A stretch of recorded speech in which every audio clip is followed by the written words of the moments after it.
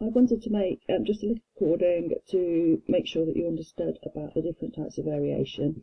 So instead of looking at gulls, this time we're looking at dogs.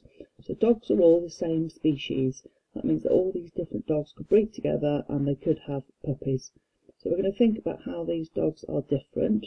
So you've got dogs that are tall, there's dogs that are short, there's dogs that have got pointy ears, dogs that have got floppy ears.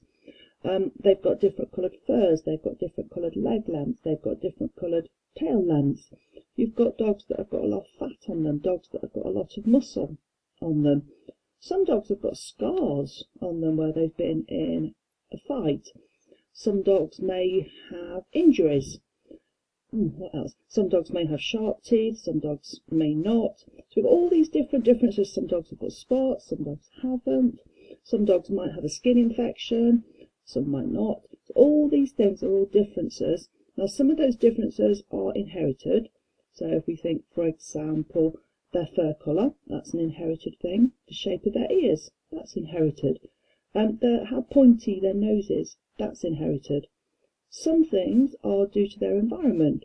So have they got a scar or not? That's due purely to their environment.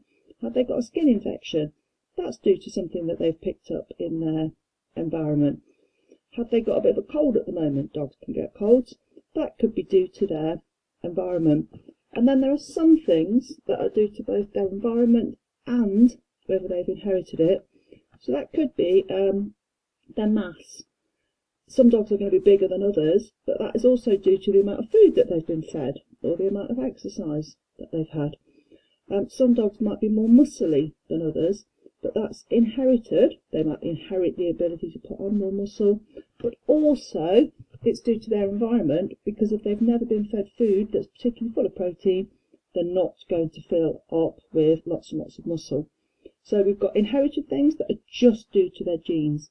Environmental things, like scars, that are only due to the environment, and then things that are caused by both, so like mass, perhaps the amount of muscle they've got, that are due to both environment and whether they've inherited it or not.